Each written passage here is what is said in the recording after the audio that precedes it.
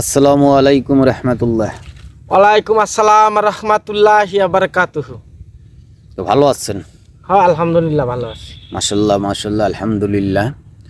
তো আপনার কাছে আমার একটা ছোট্ট একটা প্রশ্ন, এই যে পৃথিবীতে যেভাবে মানুষে গৃহযুদ্ধের মতো শুরু হয়ে গেছে, মানুষ মানুষকে যেভাবে মেরে ফেলছে, মানে বলা যায় না, ভাই ভাইকে মেরে ফেলছে, ছেলে বাবাকে মেরে ফেলছে, মানে অতিরিক্ত একটা কাণ্ড হয়ে গেছে, মডেল হয়ে গেছে মানুষকে মারা। হ্যাঁ, সেইভাবে কি বোঝা যায় কিয়ামত কি অতি নিকটে? আপনি কি বলেন? আসলে প্রশ্নটা অতি জটিল। তো আমাদের প্রথমত যে আল্লাহ তাআলা, আমার কাছে মনে হয় যে আল্লাহ তাআলা এই আদম সৃষ্টি করাটাই ওনার ভুল হয়েছে। দেখেন, আল্লাহরই ভুল ধরতেছেন। মানে আমার কাছে এটা মনে হইতেছে, আমি আল্লাহ তাআলার ভুল ধরি না। আল্লাহ তাআলা আমার রাসূল কোনোদিনও ভুল করেনি। ওনাদের ভুলের কোনো মানে সাবজেক্ট নাই। তো প্রথমত আল্লাহ তাআলা মনে ভাবলো যে আমি একটা আদম সৃষ্টি করব, মানে একটা আদম বানাবো, একটা মূর্তি বানাবো, আদমের মূর্তি। হ্যাঁ, আদমের মূর্তি বানাবো। আল্লাহ তাআলার এটা একটা শখ জাগলো। তখন জিবরাইল আলাইহিস সালামকে বলল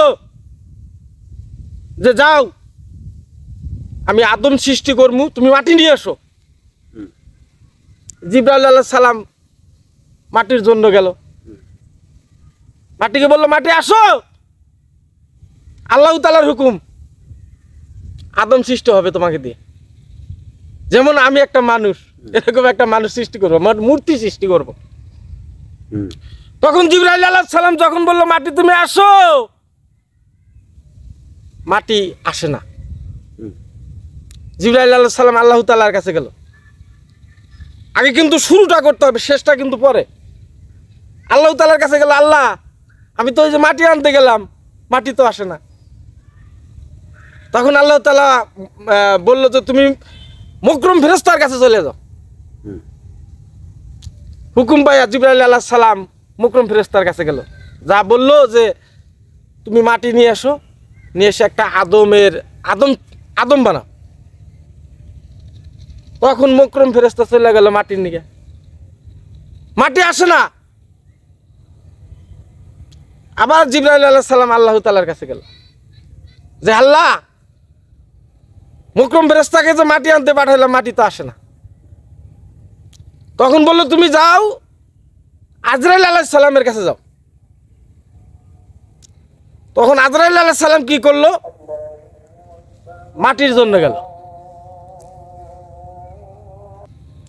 আজরাইল আলাইহিস সালামকে বললো তুমি মাটি নিয়ে আসো।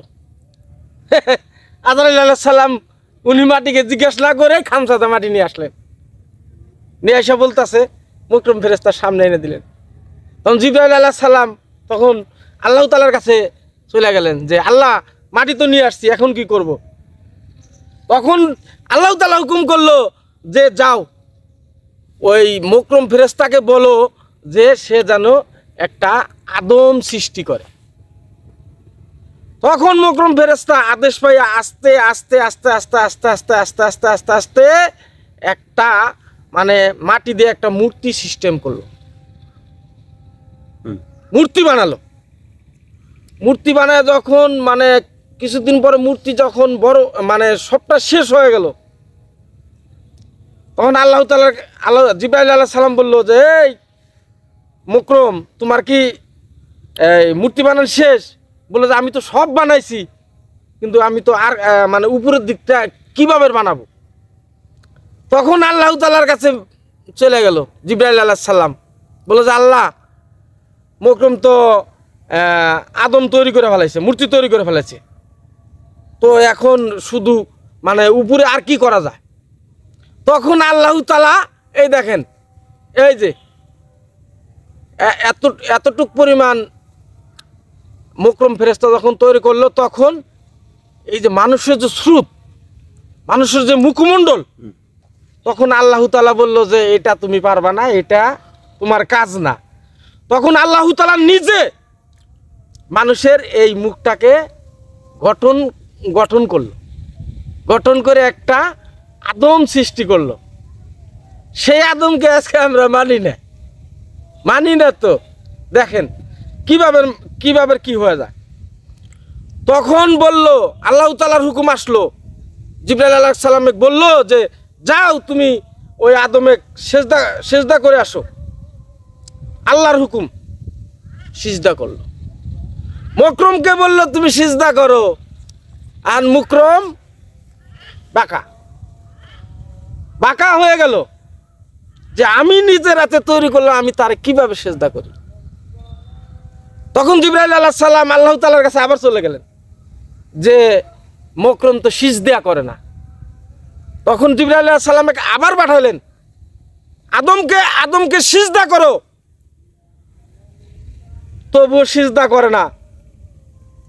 তখন আল্লাহ তাআলা ওখানে একটা দেওয়াল সিস্টেম মানে করলো, যে যাতে মুকরম ফেরেশতা যখন ঘর থেকে বের হবে তখন যদি গাটটা যদি একটু নিচাও হয়, তাও আল্লাহ তাআলা ধরে নিত যে আদমকে সে সিজদা করছে।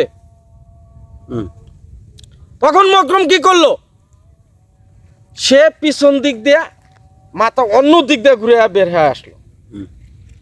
তখন আল্লাহ তাআলার কাছে জিবরাইল আলাইহিস সালাম আবার গেল, যা বলতেছে আল্লাহ তাআলা মুকরম তো আদমকে সিজদা করলো না। তখন আল্লাহ তাআলা যা বললো যে ওরে একটা উপাধি দিয়ে দাও, ওকে শয়তান রূপে ওকে মানে ঘনিষ্ঠ করো, ও যাতে শয়তান হয়।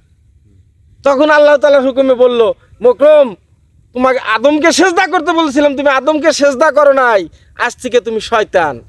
সেই শয়তানের কারণে কি এখন ধ্বংসলীলা শুরু হয়েছে নাকি কিয়ামত? ওটাই প্রথম, ওইটাই কিয়ামতের শুরু। যেমন এক কিয়ামত হলে কিন্তু বিভিন্ন রকমের ইঙ্গিত আসবে, সেটাই বলতাছি। তখন আল্লাহ তাআলা তখন জিবরাইল আলাইহিস সালামকে যা বললো যে তুমি ওরে শয়তান উপাধি দাও। তখন মুকরম বলতাছে যে হে আল্লাহ কিন্তু বিশ্বাস্ত সর্বশ্রেষ্ঠ বিশ্বাস্ত ফেরেশতা থাকলে একমাত্র মুকরমই ছিল। দেখেন কিভাবে অবিশ্বাসের একটা কাজ করে বসে। তখন জিবরাইল আলাইহিস সালামকে বলল যে আমাকে যে শয়তান রূপে যে আমাকে এইভাবে যে শয়তান রূপে যে আমাকে মানে করলো, নিকৃষ্ট করলো, তো আমারও তো একটা শক্তির দরকার আছে। আল্লাহ তাআলা যা বলো যে আমি একটা শক্তি চাই। তখন আল্লাহ তাআলা বললো তুই যাতে শয়তান হইছ, তুই যাতে মানুষের মানে আঘাত মানে নিচের থেকে শুরু করে উপরের দিকে তুই উঠতে পারস। তার মানে আল্লাহ তাআলার কাছে বললো যে আল্লাহ আমি যাতে মানে মানুষের পশমের গোড়ায় জানি ঢুকতে পারি। তখন আল্লাহ তাআলা যা তোরে দিয়ে দিলাম, তোরে এত ভালোবাসছিলাম, তুই যেহেতু আমার কথা মানলি না, আদমকে সিজদা করলি না, তোকে আজ থেকে আমি এই উপাধি দিয়ে দিলাম। তখন থেকে কিন্তু শয়তানের একটা আলামত শুরু হলো। শয়তানের থেকেই কিন্তু এই পৃথিবীটাও ধ্বংস হবে। তখন এই শয়তানগিরি শুরু হলো। তাই আপনি বলছেন, প্রশ্ন করছেন যে আসলে মানে যে কিয়ামত কি অতি নিকটে, আর অতি নিকটে এটা একটা প্রশ্ন করছেন। তো কিয়ামত কবে হবে বা কত দিন পর হবে এইটা বলা সাধ্য কিন্তু কারণ নাই। কিন্তু এখানে কিছু আলামত আছে, তবে এখানে স্পষ্ট প্রমাণ আছে যে আল্লাহ তাআলার যে আল্লাহর রাসূল আছে, রাসূল যেদিন কিয়ামত হবে সিজদায় পড়ে যাবে, সিজদার পড়ার সাথে সাথে তার চোখের কোনা দিয়ে বৃষ্টির মতো ঝর্ণা ঝরবে। চোখের পানিতে যখন মনে করেন যে মানে পুরা ব্যস্ত বা পুরা আরশ কুরসি যখন ভিজে যাবে, তখন আকাশ বাতাস তারপরে আপনার হলো যে এই যতগুলা মানে পৃথিবীতে যত কোনো বস্তু আছে মানুষ সবাই যখন কাঁদতে থাকবে, ওই কান্নার নলিতে তখন মানে এ দেশ তখন সাগরে পরিণত হয়ে যাবে। পৃথিবী চোখের পানিতে সাগরে পরিণত হয়ে যাবে। সুবহানাল্লাহ। যখন পরিণত হয়ে যাবে তখন কিন্তু কিয়ামত শুরু হয়ে গেল। এটা কিন্তু রাসূলের দ্বারাই সম্ভব। আমরা বলতাছি যে এই অমুক জায়গায় দেখলাম একটা মানে অলৌকিক ঘটনা। যেমন কিছুদিন আগে শুনলাম যে এই আকাশের ভিতরে একটা মোর পাখির মতো মানে আকাশের ভিতরে একটা ছবি দেখা যাইতেছে। সবাই বলতেছে যে মানে ওই ভিডিওতে দেখলাম আর কি, যে সবাই বলতেছে হাই হাই কিয়ামতের আলামত শুরু হয়ে গেছে। তো এইভাবে মানে অনেকগুলো মানে কিয়ামতের আলামত মানে আসবেই।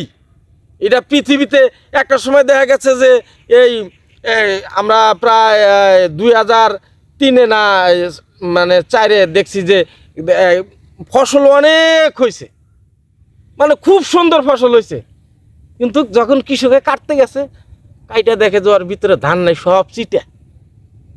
ওইটাও কিন্তু কিয়ামতের আলামত। ঠিক আছে, তো কিয়ামত এভাবেই হবে, দুদিন আগে বা পরে, কেউ বলতে পারবে না যে আজকেই হবে। সবাইকে ধন্যবাদ। আসসালামু আলাইকুম রহমতুল্লাহি আবরকাতুহ। ওয়ালাইকুম সালাম রহমতুল্লাহ।